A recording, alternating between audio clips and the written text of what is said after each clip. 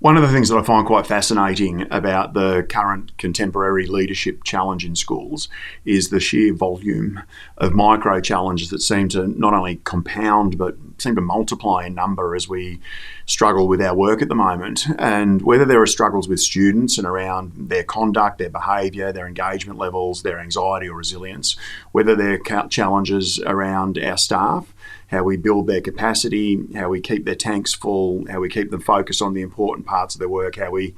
keep them in the profession, or whether they're challenges with parents and how we can minimise adversarial approaches with parents and remove some of the resistance that our parents are sometimes providing from time to time. It can be really confusing for school leaders to know where to start, which micro challenge to attend to first. And what I think we're forgetting is that there's a source challenge that we could be paying far further attention to,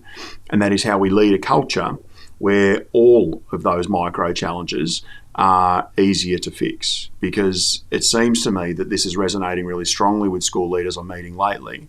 that the answer to being able to improve all of those challenges is get the culture right. And that's something that we've been working on for several years, and certainly something that I've been researching for a really long time. I'm going to run a seminar on that, and I'd really like you to consider coming along, and somewhere around this video you'll find a link to be able to register in one of the hopefully capital cities near you. We're going to explore the science of what you need to do from a cultural perspective, because there's some very kind of left brain and tactical things that you can do straight away in your school that will make a difference.